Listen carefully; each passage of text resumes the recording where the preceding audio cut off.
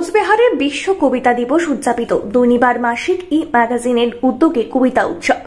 বিশ্ব কবিতা দিবস উপলক্ষে 21শে মার্চ কোচবিহারে অনুষ্ঠিত হল দুর্নিবার মাসিক ম্যাগাজিন আয়োজিত কবিতা উৎসব ও সাহিত্য সভা। জেলার বিভিন্ন প্রান্ত থেকে কবি, সাহিত্যিক ও বাচিক শিল্পীরা এই আয়োজনে অংশ নেন। অনুষ্ঠানের প্রথম পর্বে প্রতিযোগিতামূলক আবৃত্তি অনুষ্ঠিত হয়, যেখানে নবীন আবৃত্তি শিল্পীরা তাদের প্রতিভা প্রদর্শনের সুযোগ পান। দ্বিতীয় পর্বে আমন্ত্রিত কবি ও বাচিক শিল্পীরা স্বরচিত কবিতা পাঠ করেন, যা শ্রোতাদের মুগ্ধ করে। কবিতা উৎসবে উপস্থিত ছিলেন বিশিষ্ট ব্যক্তিত্ব ডক্টর দিগ্বিজয় দে সরকার, সঞ্জয় সোম, সুনীল সাহা, দীপায়ন ভট্টাচার্য, ডক্টর সাগরিকা দত্ত, সুবীর সরকার, সুচিস্মিতা দেবনাথ সহ আরও অনেকে।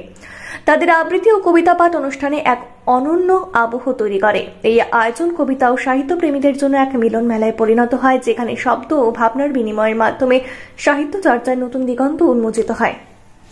মাধ্যমিকের পর উচ্চ মাধ্যমিকের সেরা প্রস্তুতি কোথায় নেবেন ভাবছেন? আর দেরি নয়, রেডিয়েন্স একাডেমিতে 2025-26 শিক্ষাবর্ষের বিজ্ঞান ও কলা বিভাগে ভর্তি চলছে। প্রতিযোগিতার এই আবহে সাফল্য লাভের জন্য মজবুত ভিত্তির প্রয়োজন। সেই ভিত্তি দৃঢ় করতে রেডিয়েন্স একাডেমি প্রতিজ্ঞাবদ্ধ। এখানে রয়েছে অত্যাধুনিক প্রযুক্তি সম্বলিত ক্লাসরুম, সায়েন্স ল্যাবের সুব্যবস্থা, on-field practical class, merit based training, সেই সাথে নেট জির প্রাথমিক প্রস্তুতির জন্য ছাত্রছাত্রীদের তৈরি করা হয় ও সিভিল সার্ভিস ও অন্যান্য প্রতিযোগিতামূলক পরীক্ষার প্রয়োজনীয় ওরিয়েন্টেশন দেওয়া হয়। আপনার সন্তানের সাফল্যের পথ সুগম করতে আজই চলে আসুন রেডিয়েন্স একাডেমি, তুফানগঞ্জ থানা মোড় এবং রামহরি মোড়ের মাঝে জাতীয় সড়কের পাশে, অথবা স্ক্রিনে দেওয়া নম্বরে যোগাযোগ করুন। আসন সংখ্যা সীমিত।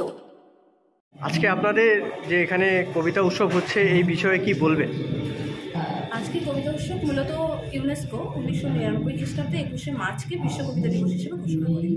সেই দিবসকে মাথায় রেখে অর্থাৎ কেন্দ্র করে আজকে দুর্নিবার তার 7ম বর্ষে পদার্পণ করার পরে একটি জেলা কবিতা উৎসবের আয়োজন করেছে।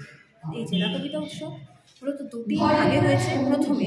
প্রথম পর্যায়ে হয়েছে জেলার বিভিন্ন মহকুমার থেকে আগত প্রতিযোগীদের নিয়ে একটি আবৃত্তি প্রতিযোগিতা, এবং দ্বিতীয় পর্যায়ে অর্থাৎ 4:30 থেকে শুরু হয়েছে কোচবিহার জেলা এবং জেলাকে কেন্দ্র করে আশেপাশের মহকুমারের বিভিন্ন কবি, সাহিত্যিক ও কবিতা মনস্ক মানুষদের নিয়ে একটি সাংস্কৃতিক সন্ধ্যা, বলা ভালো কবিতার সন্ধ্যা, যেখানে স্বরচিত কবিতা পাঠ এবং কবিতা সম্পর্কে বিভিন্ন বক্তব্য আমরা শুনতে পেরেছি, এবং যারা দর্শক আছেন তারাও মুগ্ধ হয়ে শুনেছেন এই আজকের অনুষ্ঠানের মূলত কর্মসূচি।